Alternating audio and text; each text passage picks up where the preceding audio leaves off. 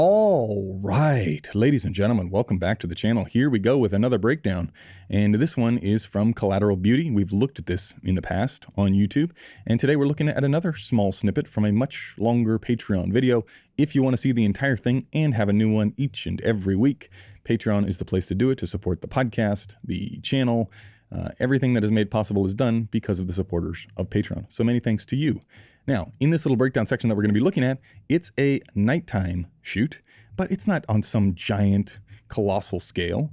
There's very important framing that has to go on in nighttime scenes, and how you frame and how you cover a scene is going to dictate not only how much you can spend, well, you can spend infinite amounts if you have it, but just the resources you're going to need access to, and the things that you never think about as a cinematographer, especially as you're coming up, are all of the things that you need to think about when you're doing a nighttime shoot like this. Every little direction that you look in makes it significantly larger, right? It increases in difficulty exponentially as you start to look further and further afield, either left or right of individuals. That makes your lens choice, that makes composition choice a must think about before you get there, because it will get infinitely complex. The larger and larger that you go, and by studying what other cinematographers do at night to eliminate that complexity and to make it slightly less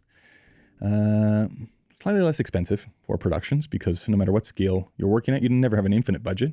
You want to be thinking about these things. So we're going to look at how they got around this and what are some of the things that you can look out for the next time you're doing a nighttime gig. Let's go. What you see here in this very first frame is essentially what we're going to be looking at the whole time. Close-ups. Now you imagine this on a movie screen, in a movie theater, how big this person's face would be, right? This is an enormous 20-foot tall face. And I would say almost every scene in this movie plays out in the exact same coverage pattern. And this is it. Enormous, enormous faces in close-ups, which, I mean, you know, if this is not your first Patreon breakdown, you know that this is the easiest thing to do, right? Okay, we've already, in past Patreon breakdowns when we've looked at Collateral Beauty, I focused on it a lot because it was the first film shot on master anamorphics where you could shoot wide open and be this sharp. And you could see, I mean, Will Smith could be in, at his house and they could be filming this. You have no idea where this is, right? But this is the easiest thing to make frameworky, is when you're this close to somebody, right? Because you can get this light. I mean, you see this little nosebleed, right? I would try and avoid that. But you got your little leak down the side here. You've got your back edge this side, key upstage, right? He's looking this way. Light's coming from over here. This is, it looks like there's two eye lights there. Actually, should we go in? Let's go in. Yeah, there's definitely two eye lights there, right? But look at how big his face is. This is a massive, massive close-up, and everything plays out in this sort of close-up. So it makes it really easy for two cameras if you're willing to go this close. Like this, you don't see this in many movies because it would be such a huge face on the screen. But for whatever reason, they decided to do it this way. They liked the impact that it had, but this, you couldn't get any easier to light. So if you can do this, which this cinematographer can, I can't remember the lady's name. She's French. She shot The Wrestler. I should have looked it up before we started, but I did not. But the lighting is beautiful. It's just the choices and coverage that is so interesting. And to play a whole movie out like this, right? It's a drama. So there's not many giant action scenes where you really have to bump out wide, but this is almost every single scene. So floating in nothingness, upstage key, again, if you can do this shot, you can do every single shot in this movie. You just expand it outwards, right? So if you're at home and you're saying, well, I got nothing to do today, maybe I should practice my close-ups. If your close-ups, if you can't get them to look like this, then you can't do the wider shots. This has to be the bread and butter. Something like this. Now let's see what happens when we go the other way to the girls. Surely something would change, right? We'd change the setup.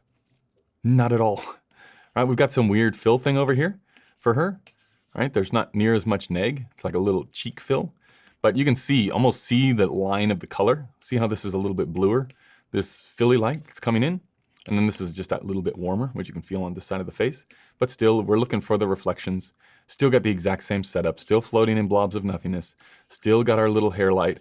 Now you may have to sometimes, if you've got lots of hair, like in the case here, sometimes you do have to bring this light that's over here, this backlight, right? If you're gonna run it down the side of Will's head, it's really easy to do because you only have to hit here, this little tiny bit, and it does the effect. If you do that with lots of hair, depending on how they move, how the person moves, sometimes you'll lose the effect. So you'll have to go with a slightly wider stroke on big hair like this, because sometimes you can lose the information. But look at, I mean, just in blobs of nothingness and so close to this lady. And also just like a little bit, it's a weird eye height too, because we're cutting off her forehead, but we've got lots of room for the chin, right? It's like a weird height. And that's a pretty close eye line for this long of a lens, which means, you're very, very close to, Will Smith is probably behind the matte box here, or his stand-in while he's in the trailer, or the line reader, whatever it is. Okay, more tears. This is sad. And okay, we get up and walk. I don't think there's really anything in this. Oh, I just wanted to show you this because this is often what people forget and why night exteriors cost so much, right? Because the foreground stuff, this is really simple, right? You can feel the edge light. This is the look that you are going for, that little highlight, right? And then we're gonna push light that way, much like the tabletop scene, right? The dining room table. We want to be on the outside of the circle so that we get a little bit of this light, and we see that little hard light on his nose and this side cheek. So you can go a little bit harder with the light, or more punchy with the light than you normally would. But really the expensive part about doing wides is everything that you see has to be lit, and you have to get that room tone or that ambient level up, depending on what stop you're going to end up shooting.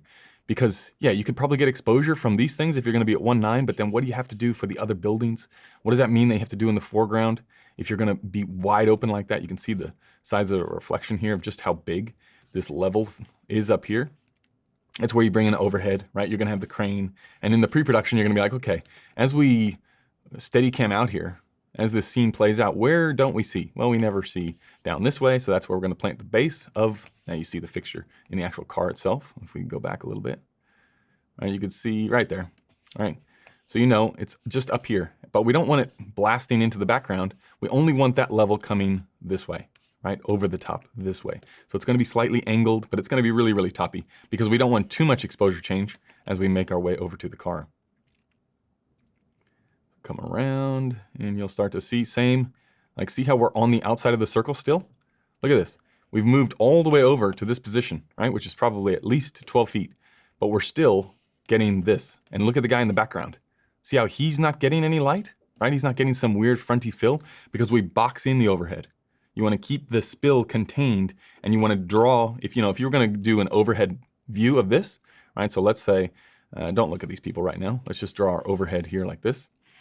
And this is our bird's eye view. We got Will Smith here, and we've got girl here, and they're going to get in this car here, right? You want the softbox, like let's just say it's like this.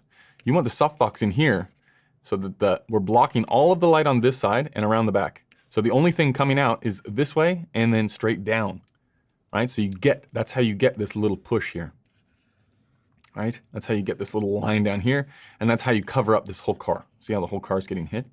But not him back here, because we don't care about that guy, right? He's getting a little brake light gag off the car, that little red light that's on his face.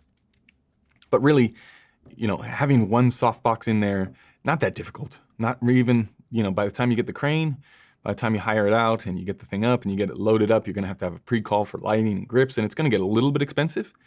What gets crazy expensive is this back here. This tone, this room tone where you don't want it to fall to complete black, right? Because even if you're at 1.9, you're not going to have levels like this. 1.9, 1280 ISO, 1600 ISO, you still need just a wash of light. And that is, you can see from the shadows. It doesn't even have to be that high up, right? It helps if it's high up because that's the way that the moon is going to cast its light. And so it's a little bit more believable. But even if you're on the ground, you have to get this thing so far away so that you don't get any hot spots, or you have to have multiple along the way. If you don't have big lights, you have to have, say, 3. And they have to be pointing this way, and then you have to flag them off from each other so that you don't have hotspot and then black, right? You have to even them out. So it takes a long time to set up, and it takes a lot of power. So this is always what people forget, especially on a budget. And then the other thing that people forget, or they just don't have access to because it costs a lot of money, because it slows down takes, and it is expensive to get out there in the first place, and that is a wet down, right? Wet down, absolutely mandatory. That has to be in night exteriors. You cannot get, it just adds such a big difference, right? The reflections that come from having a wet down are so extreme. They add so much room tone. Like, see that person passing by? That little person in the background, where are they? Oh, that little walker, just here. That little walker, you don't even pick them up, right? Maybe you pick up the top of their silhouette, but you need that ambient at the bottom to create the full body silhouette. It solves so many problems, right? Even down here, just picking up the overhead, you don't get that unless you have a wet down. Okay, here comes our walker. Get a little brake gag on him. Yep, got him. And this light, you can feel it now, harsh. It's okay, we don't need to make them pretty, right? This is drama. She turns into a beautiful little light that is just off camera this way. And, you know, we've set up the whole scene for this turn, really. And we're in the car. Still, even there, nice frame, right? Because you got this, you got the car in the background, you got the perfect, like the first AD or the AD department. They would have been loving this perfect cross, right? Car, you don't want it going right when the drama's happening. You want it as the scene is just about to close. So they would have been shitting themselves trying to get this right. And cue the car, huff, and we're in, and car passes. What's the chances? We nailed it. Okay, so that's night. Yeah, again, main thing, especially, this is also one that's gonna get you, right? If you don't have the power and you're gonna do the 3 lamp special over here on your background, and then you're gonna turn and do this shot and you'd be like, oh, all of our shit is in the shot now. So no, that's why you gotta go up and over, light from down here, this way, and maybe even, you'd probably even do 2 in this scenario, right? Because it's such a long street. You're gonna end up putting one M90 way back there in a bucket, and then one over this way, shooting over there. And just try and match them and get them even. And this is where you can't really do this. There's not enough time to do this without a meter, right? And you probably wouldn't even be doing this at this stage, right? This is all the gaffer would be taking care of everything. You just say, I want a big wash back there, right? I want every single house the same level. I want to see the exposure on the buildings. Number one, let's not get dark buildings, right? Let's get light buildings. And then we'll hit them with some light. Then we'll use all of our Christmas lights here that suck up, you know, God knows how much power. And then you're really just sitting at the monitor going, weren't we supposed to light up every house when they miss one? And then everyone's mad at you because you're reminding them how hard it is to make things nice. All right, so that's gonna do our look at the nighttime thing. Is it really that much harder? Like, is it just something that cinematographers talk about? I think the thing that you have to think about is the tone, room tone outside, just like ambient tone outside that you have to think about with nighttime stuff, because the default then becomes, if there's no ambient, the default becomes flat, because flat is just all black, and that's what happens, especially, well, not so much in recent days, as your ISOs can crank higher and higher, but even still, it's like you are limited in how much you can start to mix and match as you go higher ISO. You have other problems that start to creep in. So it is something where you have to think about every aspect, every frame, every background. All of those things have to be accounted for if you're looking for that consistency. So it's more the volume of choices that you have to make around the lights and making sure you're all ticked off, which means prep is important. And if you are halfway decent in cinematography, you'll already know that, right? Prep is the most important thing because you're never going to do it on your own. You're never going to be able to make anything look like the way you want it to on your own, right? There's huge teams of people who are very skilled at their jobs and they need information. That information comes from, you guessed it, it should come from you. And if you give them bad information or poor ideas, it's probably going to look bad. If you give them good stuff, chances are, if you keep everybody happy and on time and spirits up, you're going to do a good job. But then you probably won't be watching this channel. Okay, that is going to do it. Many thanks. You want to see the whole breakdown? You know what to do. Check it out. Patreon. Many thanks, and we'll see you in the next one. Goodbye.